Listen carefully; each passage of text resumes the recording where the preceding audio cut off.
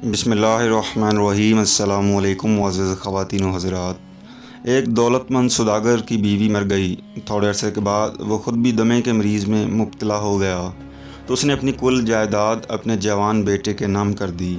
ہزاروں کی جائیداد پا کر پہلے تو نوجوان لڑکا اور اس کی بیوی سوداگر کی اچھی طرح دیکھ بھال کرتے رہے، مگر 6 مہینے کے بعد انہیں نظر انداز کرنا شروع کر دیا، جس سے علاج معالجہ بھی چھوٹ گیا اور کھانا بھی وہی ملنے لگا جو معمولی طور پر گھر میں پکتا تھا۔ ایک دن نوجوان بیٹے نے باپ سے صاف کہہ دیا کہ اب آپ اپنی چارپائی دروازے پر بچھا لیں تو بہتر ہو، کیونکہ ہر وقت کھانستے رہنے سے بچوں میں بیماری پھیلنے کا خدشہ ہے۔ بیمار باپ کو صبر و شکر کے سوا چارہ ہی کیا تھا۔ اس نے کہا، مجھے کوئی عذر نہیں مگر ایک کمبل اوڑھنے کو چاہیے، اس لیے کہ ابھی سردی باقی ہے۔ نوجوان نے اپنے چھوٹے بیٹے سے کہا، دادا کو گائے والا کمبل لا کر دے دو۔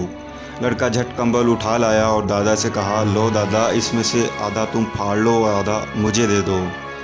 دادا نے کہا، بھلا آدھے کمبل سے سردی کیا جائے گی؟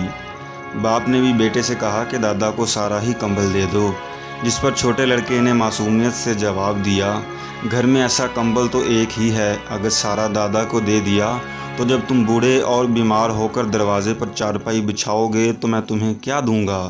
نوجوان باپ اپنے لڑکے کی یہ بات سن کر سہم گیا اور باپ سے معافی مانگی اور پوری اطاعت اور خدمت کرنے لگا، جس سے باپ بھی خوش ہو گیا اور اس بیٹے کی عاقبت بھی سنور گئی۔